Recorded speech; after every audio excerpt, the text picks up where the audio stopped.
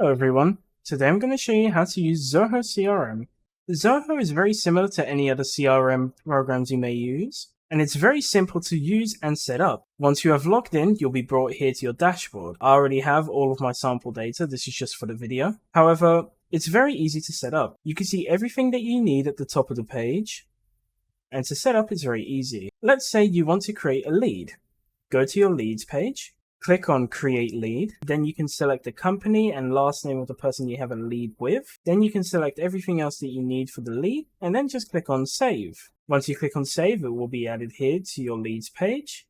Let's say you have a deal. If you click on Deal, Create Deal, here you can select the deal name, the account that you have to deal with, then you can select the amount that the deal is for, the closing date of the deal, and select what stage the deal is in. Then you can click on Save, and it will be added to your deals page. The same goes with everything. If you want to create an account, you just need to come to the accounts page, click on Create Account, and you can create all the different accounts that you need. You can see all of your business's reports by going to the reports page. You can see any meetings that you have set up by going to the meetings page. If you need to create any, click on Create a Meeting.